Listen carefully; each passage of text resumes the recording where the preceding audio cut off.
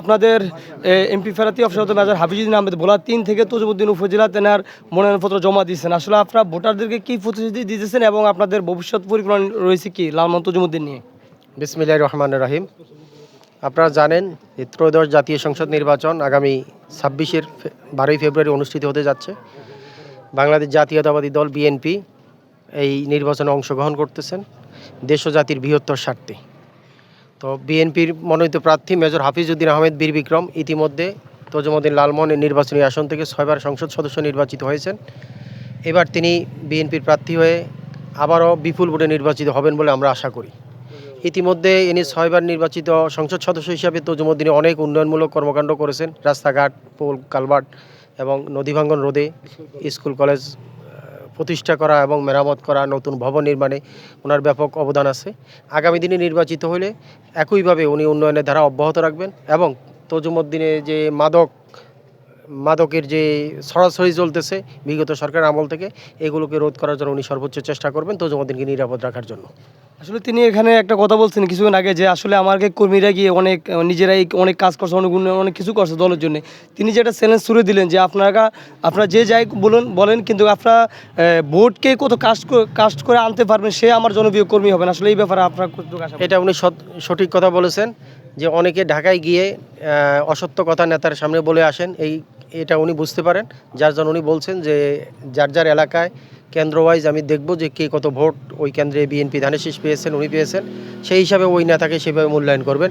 এটা একটি সতর্কবার্তা বলে আমি মনে করি আমাদের নেতাকর্মীদের জন্য। যে আসলে আগামী এই নির্বাচন চ্যালেঞ্জের নির্বাচন হবে, আসলে নির্বাচন লেভেল প্লেইং ফিল্ড ঠিক থাকবে কিনা শেষ পর্যন্ত এবং নির্বাচন সুষ্ঠু হবে কিনা বর্তমানে এই প্রশাসনের দ্বারা, এই ব্যাপারটা আপনি কী মনে করছেন? লেভেল প্লেইং ফিল্ড আমরা আশা করি এখনও লেভেল প্লেইং ফিল্ড আছে বলে আমরাই মনে করতেছি। তো আগামী দিনও নির্বাচন পর্যন্ত লেভেল প্লেইং ফিল্ড থাকবে, সেখানে কোনো রকম লেভেল প্লেইং নষ্ট করার মতো পরিবেশ পরিস্থিতি তজুমুদ্দিন লালমোহনে আমরা দেখতেছি না।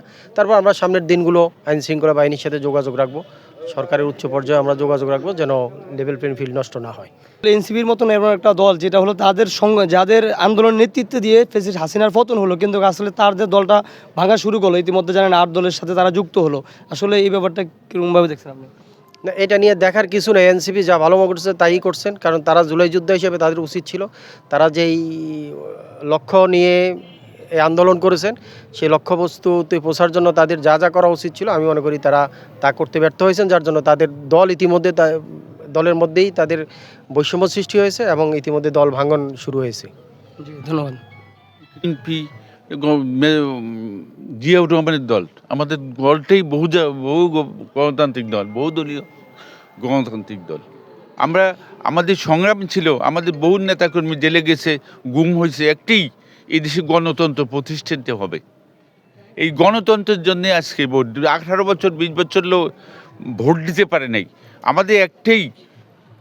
আমাদের নেতাকর্মী আমাদের একটাই প্রত্যাশা যে আমরা ধানের শীষকে মানুষের ওই রাত্রে 11টার ভোট, দিনের ভোট রাতে হয়েছে সেইটাতে না, আমাদের জনগণ আমাদের ধানের শীষে ভোট দিবে, আমরা আমাদের জনগণের কাছে দোরগোড়ায় যাব, আমাদেরকে কথা তাদের কাছে পৌঁছাবো।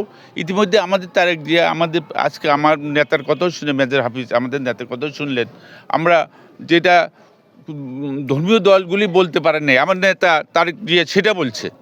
আমরা আশাবাদী আগামী দিনে গণতন্ত্রের মাধ্যমে পাবলিক যার ভোট তাকে দিবে, ওই ভোট কেন্দ্রে যেয়ে সেই ভোট ধানের শীষ ক্ষমতা আসবে, বিএনপি ক্ষমতা আসবে, এই দেশে বহুদলীয় গণতন্ত্র হবে। এখানেও আপনি যেটা বলছেন যে লেভেল ফিল্ড তো আমরাই তৈরি করবো, এই দেশের জনগণের পাশে আমরা আছি, আমরা করব তারা যেন কেন্দ্রে যেয়ে ভোট দিতে পারে। আমরা দিনের ভোট রাতে চাই না, আমরা জনগণের ভোট জনগণ দিব, যাকে খুশি তাকে দিব, এইরকম একটা পরিবেশ চাই দেশে। আপনাকে ধন্যবাদ।